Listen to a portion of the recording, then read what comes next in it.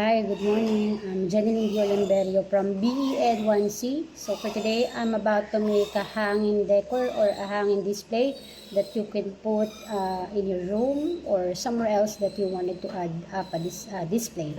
I have here a wooden stick, just one wooden stick, pink cord or yarn, black cord, and a white cord. So, and big jar or Tupperware because I have to hang this wooden stick. So, I'll be able to put the cord in it without holding it. So, let's start. Next step, I have here my scissors. So, I have to cut 12 white cord and I have here a ruler to measure it 50 centimeters each white cord. Hi, so for our next step, I have to use this a big jar or a big Tupperware to hang this stick so I can knot this white cord here like this.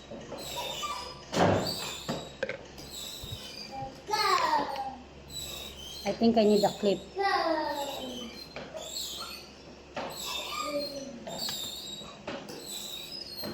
Like this.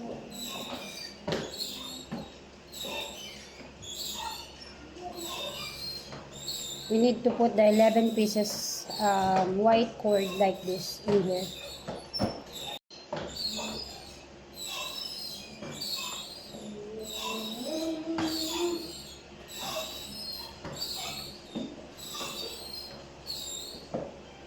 Like this.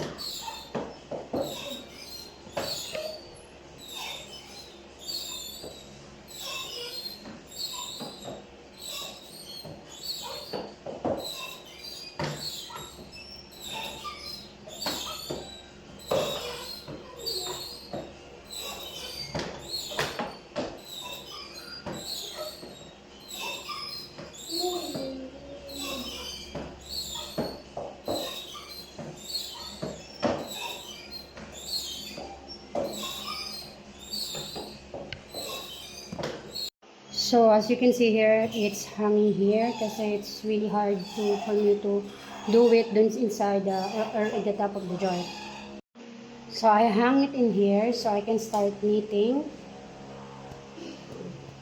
You just have to tie a knot facing right.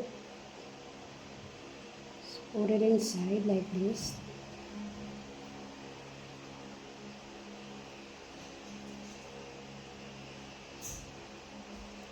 Till you get to the last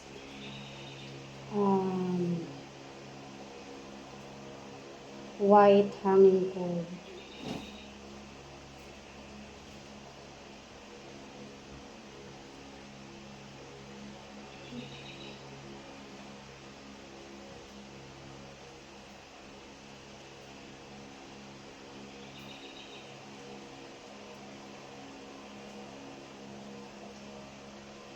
Just like this, half tie knot.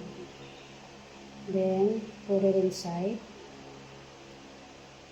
Slowly pull the cord like this. No one can hold the camera for me, so I'm sorry. Just continue doing it after this last white cord. Hi guys, so this time I'm knitting it from my right to left side. I'm halfway. It's pretty hard for me, maybe because it's my first time. We're on the third and fourth layer. Earlier we did the first and second layer. So I'm just doing the same thing. Half tie knot, but this time facing left. Okay? I'm sorry because nobody can hold the phone for me. It's just me and my son. So just like this.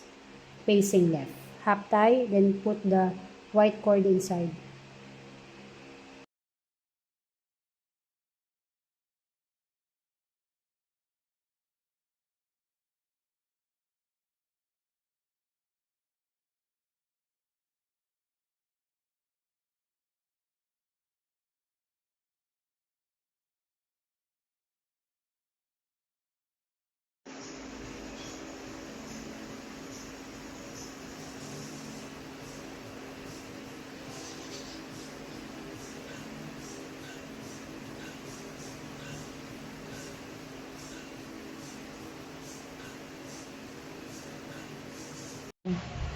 Another new one.